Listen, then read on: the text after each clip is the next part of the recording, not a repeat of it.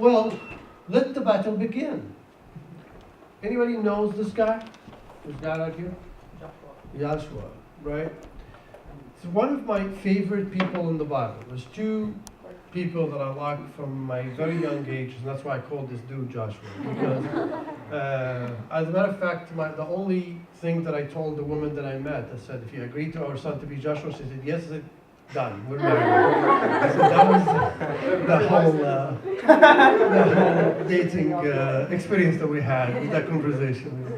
All right, so we got the laughter out, let's get serious. So in Joshua 1:6, it says, you be strong and courageous, because you will lead these people to inherit the land I swore to their ancestor to give them. Moses, the man of God, job was to get the people out of Egypt. But Moses did not really complete or fulfill all what God had asked him to do. And he did a mistake, and because of this, God made him see the promised land, but not enter it. However, he allowed Joshua to do that. Joshua is like Christ in so many things, and you're going to see that. Mark Twain, anybody knows who Mark Twain is? Yes. No? He's a famous writer In the 30s, yeah. So Mark Twain is an American writer, really very, very famous between the 30s and the 60s, you're absolutely right. Says something very interesting. It says, courage is resistance to fear, mastery of fear, not absence of fear, right? So to be courageous, to withstand that fight that you have, is not to be afraid, but to understand how to fight fear. Nelson Mandela, do you know this guy? Okay, so Nelson said something really very interesting too. I learned that courage was not the absence of fear, but the triumph over it. The brave man is not he who does not feel afraid, but he who conquers that fear. We all feel afraid. That's normal. That's natural. But if fear paralyzes us, then Satan will. Got that?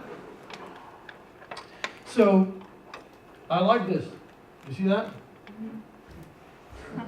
It said, be strong and courageous. Do not be terrified. Do not be discouraged. For the Lord your God will be with you wherever you go. That was said to Josh. Courage isn't the absence of fear. Courage is the fear based in trust in the Lord. That's what St. Augustine said. So in Joshua 1:7, it goes forward. It says, be strong and very courageous. Be careful to obey all the law my servant Moses gave you. Do not turn from it to the right or to the left, that you may be successful wherever you go. I like the way that God speaks to Joshua. He gave him specific roads, specific things to do. And all what Joshua has to do is really listen very carefully, follow them to the smallest detail, and then he was promised what the end road is. A lot of time people promise you things, and you walk into that path not knowing really what happened at the end of the road. You go into a relationship, somebody promised you happiness, then you don't find happiness. You go into a simple thing, like a company, right? Somebody tell you, let's have a partnership, and you're going to be this, and at the end you find it fake. Somebody promise you a job, and then you go for the interview and you find that this is a temporary thing. You know, a lot of people can promise you things but do not deliver it. I like when God talks to Joshua, and he talks with assertion and the promise to be delivered. And Joshua listens and follows, and we see what happens. Again, be courageous, be careful. I like that. First thing is, be strong, be courageous. Why is that? Because Joshua was standing in front of Jericho. Jericho is a very, very strong city, like a fortress, really, really covered, strong army inside, and he was supposed to open Jericho with the entire people of Israel, 2 million people following him. He doesn't have an army for that. He's afraid. God told him, don't be strong, very courageous, and he stops and tell him, be careful to obey all the laws that I gave my servant Moses. Now Joshua was with Moses all the time. Now the tradition says that Moses was old when he left Egypt, right? He lived in Egypt, let's say, for 40 years. He stayed in the desert for 40 years, that's 80 years. Then they wandered in the desert for another 40 years, so he was probably 110 years. The tradition says that about 40 years of this time, Joshua was with him.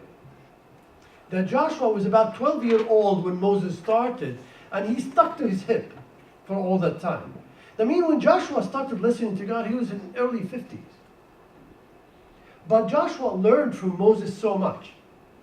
And that's why God told him, I want you to obey all what I told Moses. I'm not going to tell you again. You should know the rules. Very much like God is telling us, you know, the messages that come from our priest, the message that come from our deacons, the message that come from our service, the message that come, these messages were taken from me. It's up to us now to listen to them and take them and absorb them, not to argue too much, but to get them and work, because these are known recipe for success. So it says here, did I? Oh, yeah. So, do not turn from it to the right or to the left, that you may be successful wherever you go. The promise here, if you go into that path that I'm telling you and follow the road of Moses, you'll be successful. Done.